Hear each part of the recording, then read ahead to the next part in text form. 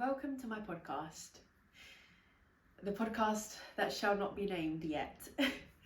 I don't feel as though I have the right name for it yet, and I do want to change the name.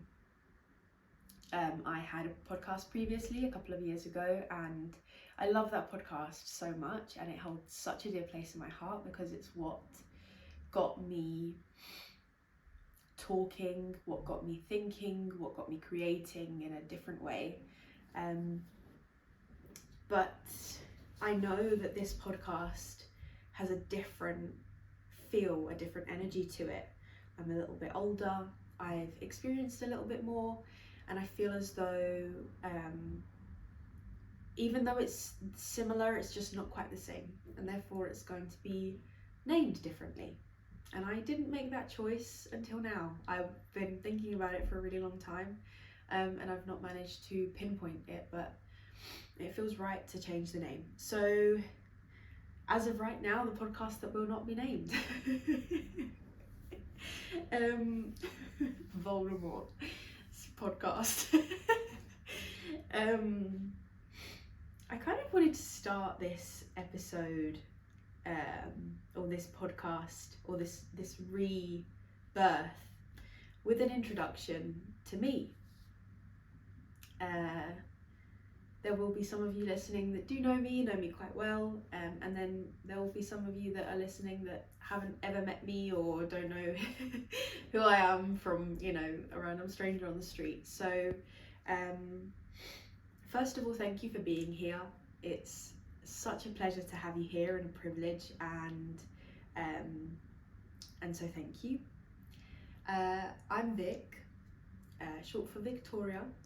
I am currently 24 years old, and I am a aspiring therapist. I have just started a tangible journey to becoming a therapist, a qualified psychotherapist and counsellor. And with that,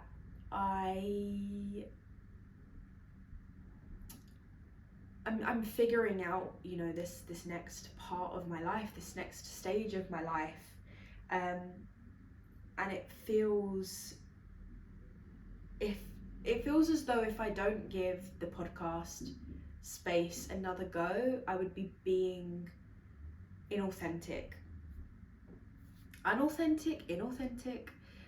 to who I am. And so I've decided to start it back up again because I just feel as though I love discussing really profound ideas, beliefs, experiences. I feel as though I'm able to understand a lot of people's experiences and emotions, and it brings me a lot of joy to be able to have people open up to me and share how they feel, and that they feel comfortable and safe in my presence to do that. And so I wanted to create this space, this podcast, as a place where I will come and bring ideas that I have, gained from either life experience, from conversations with loved ones, from conversations with strangers, books that I've read, podcasts that I've listened to, and just this be a little place on the internet, a little corner on the internet where people feel safe, where people feel related to, where people feel heard, because I understand and I appreciate that not everyone, can afford therapy, although if there is any kind of a way that you feel as though you need therapy and you can access it, then I would 100% recommend it, because places like that are so unbelievably helpful. And even like helplines like the Samaritans, or charities that help with mental health, Mind comes to my mind. Those places all offer, support and a place where people feel as though they can turn to and get some support and get some help. And so, yeah, I kind of just wanted to be that I just want to create this place on the internet where that's kind of how people feel. People feel as though they're being heard, they're being listened to, they're being questioned, they're being challenged, and also they feel comfort in the fact that their human experience is normal, or not normal, but is shared, that they're not on their own, that we are all going through the highs, the lows, the challenges, the successes. We are all experiencing that. We're just all in different parts. Some of us, you might catch us when we're here. Some of us, you might catch us when we're here. Some of us, you might catch us when we're here. Some of us, you might catch us when we're here, but we are all going through it. And it goes without saying that social media is a place where you catch everyone up here. And that's not a very helpful thing to witness day in, day out, several hours of the day. Because it causes a lot of negative thoughts. People compare, people judge. The negative narrative that you have in your head has a field day, and yeah, I don't. This is not what this place on the internet is for. I'm gonna be truthful. I'll share personal experiences or case study kind of examples, or all anonymized, but just ways to show and express how the lived experience is very much shared, and you're not alone. You are not alone, and that if I have a little something that I can add, then I will, to try to help. So yeah, I'm Vic. I grew up in the UK. I have a Brazilian mother and an English father and a younger brother, and I grew up in between two different cultures my whole life. Sometimes I liked to hide away from my Brazilian side, sometimes I like to hide away from my English side. I'm starting to make space for both, and it's a strange process,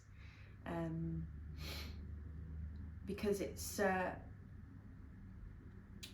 like elements of my soul don't question parts of me that is truly Brazilian, which is kind of like perhaps extroverted and quite like sensual, and adores nature and being outside and being around people and music and dancing and laughing. And then also my English side that is present and a listener, and a bit calmer and somewhat shy, and doesn't take herself too seriously, and loves structure. And I'm starting to love both sides of myself, but it's not always been a love situation whatsoever. And this is kind of what I wanted to get into actually today, which was not only just an introduction, but this idea that two opposing things can exist at the same time within us. We have the capacity to be living contradictions. And the thing is, when I say that, I know that it sounds negative. Like, the idea of a contradiction, I think, has not ever been portrayed as a positive thing. Like a hypocrite, someone that contradicts you know, opposition, all of those words, at least from my perspective, feel as though that shouldn't be together, you know, like a black cat and a golden retriever. And I love the fact that even contrary to what we all have grown up to believe, we are so capable. We're capable of so much. Us as human beings are capable of so much, not only physically but mentally. And the fact that we're able to hold these opposing views in our minds is such a beautiful thing when you actually think about it. And I have to say that I think that especially the discourse, you know, nowadays is very black, white, red, blue, green, purple, you know, and it doesn't create space for people to express the fact that express when they feel both black and white, when they feel both red and blue, when they feel both green and purple. But we're so capable. That is absolutely within our nature. We are so versatile. We are so complex. And the reason I say this is because this battle that I've had personally with my identity, my English and my Brazilian identity, has been something that I have always struggled with my whole life, because it feels as though it's easier to fit into one. It's less complicated. It causes less resistance. It's less tiresome to just be one, to just choose one. But the problem with that is you lie to yourself because you ignore, sorry about my situation, I've got hay fever. You ignore the sides of yourself that don't fit into that, you know? And so, you know, if you speak to somebody that has either grown up in a certain country and now lives in another country, or grown up with a variety of cultures, or has even had an experience of living abroad for a little bit of time but has come back, which thankfully nowadays a lot of people have those experiences, you will see that when you speak to people that have those experiences, there is a real moment where they really struggle with their identity. Their identity is this huge thing that has been kind of blown out of the water, because when you're away from home, or when you're away from the things that you never questioned about yourself, about your culture, about tradition, and you have space and you have time to cultivate and explore other elements of yourself, you then come back to the person that you were and the dynamics that you created beforehand, and it doesn't fit anymore. It doesn't fit. And that is so scary, like such a scary experience. So anyone who has gone through that, like, I really, really feel for you, and I send you a lot of love and a lot of strength, even if that's, you know, something that that happened to you decades ago, or something that happened to you yesterday. I genuinely do send you so much love and strength, because it takes a lot of love and strength to get through those moments where you start to find yourself again. And I was having a conversation with some family members the other day, and we were speaking about how people that move from one country to another country and really, really resist the culture of the country that they've moved to. You know, I personally find people like that fascinating, because what's happened is they are taking the mentality of the I am this is me, I grew up here, I grew up with this culture, this food, this tradition, these types of relationships, and I'm living here now, but I'm not this, I am this. And the problem is they close themselves off to such a plethora a variety and abundance of culture, of experience, of music, of food, of connections, of stories, of literature, of so much, of conversations, because they are too scared at holding two things at the same time. Almost as though their loyalties to their previous place or the place where they grew up is let go. They aren't loyal anymore. Alternatively, those that move from one place to another place and completely adopt the culture of the new place and completely disregard the culture of the place they grew up in, you know, I'm sure also feel a sense of loss and resistance, because when you try to reflect and perhaps channel or even allow yourself to experience parts of the culture that you grew up in, it hurts because you've ignored it for so long, because it's just not been helpful for you to, you know, make and create this new life in a new place. That being reminded of that culture, being reminded of that place that was very much a part of who you were, is painful. And once again, like, I genuinely speak about people like this with love. I'm sending you love, because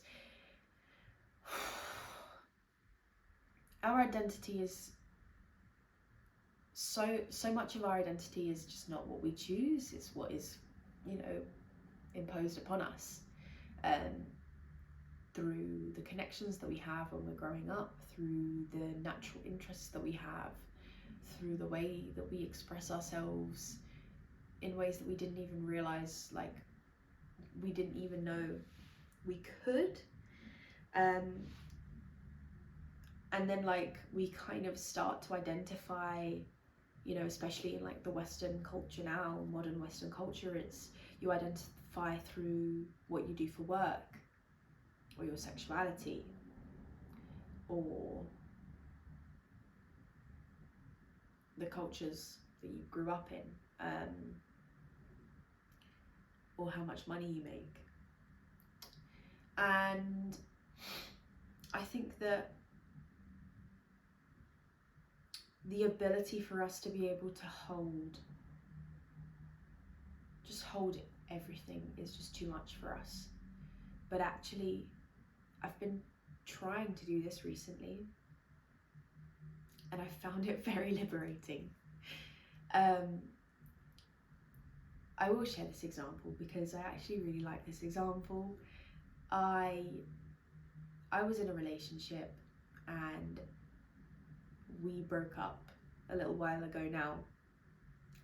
And of course, like, during the breakup, I was reminding myself of all the reasons as to why I didn't like him, and, you know, I tried very hard to kind of make myself not hate him, but strongly dislike him. And it got to a point where I was so invested in trying to really dislike him that I just started to lie to myself.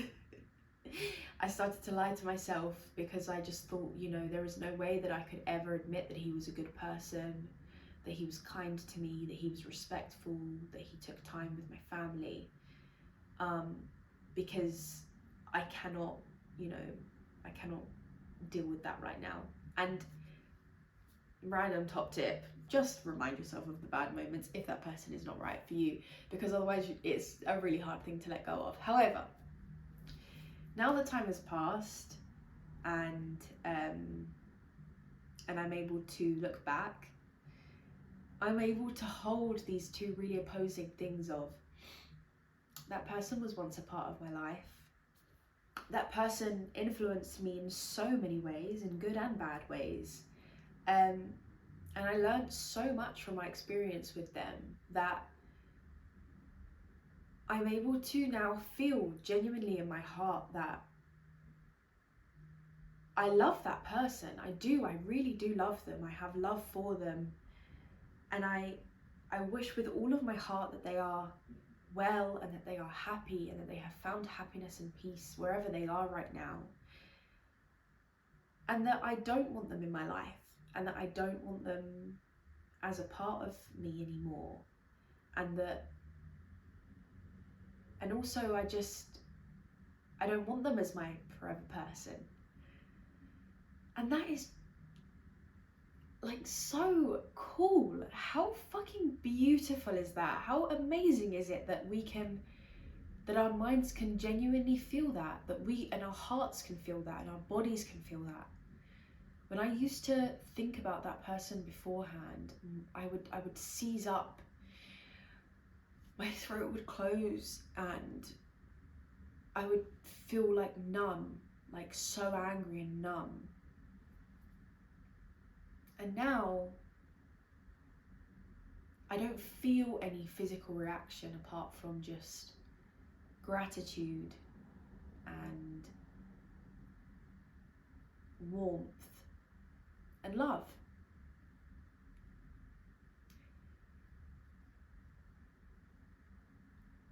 And so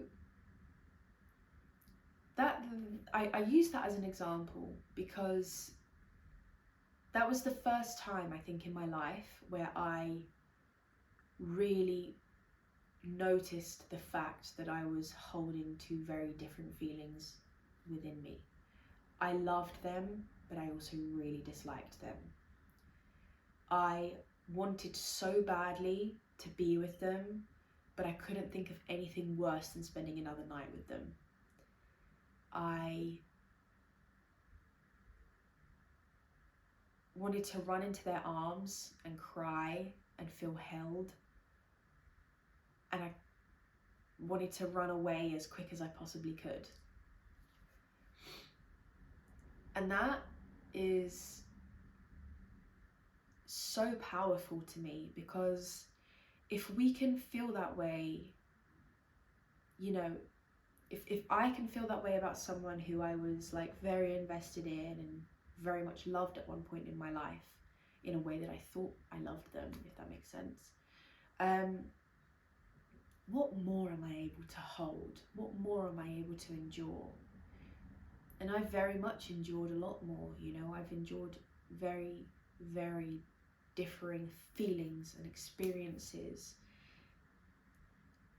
connections, at the same time. And it's that kind of, it's reminding yourself that you are able and you're enough and you're capable. You're capable of that. We're capable of being both happy and sad. The bittersweet word is a brilliant way of, you know, summarizing that kind of feeling, you know. We're capable of being broken, yet never more sure of ourselves.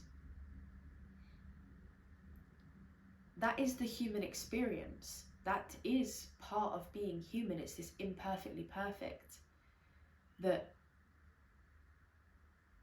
we don't really stop to think about. We don't really stop and think about what it is that we're able to endure and hold until we're in really extreme moments of emotion. And so I feel as though recently I've really been thinking about this, especially when it comes to my identity, like this kind of identity. I used to have a battle internally with my British and Brazilian identity. And I feel as though I'm slowly coming to a place where I am able to accept, encourage, nurture, and hold both identities with respect and love. And that is kind of, for me, like the epitome of being open-minded. It's very liberating.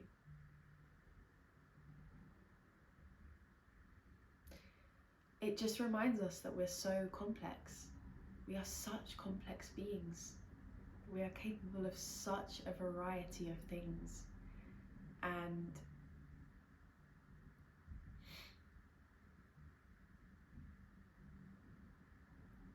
we're almost scared of our complexities. It's almost scary to really question and test what we're capable of. And I completely understand that. I appreciate the fact that some things are easier to ignore and to focus on. And you know, like I said earlier, like sometimes there are phases in your life where you simply do need to make the decision and be one. But I don't think it's within our human nature to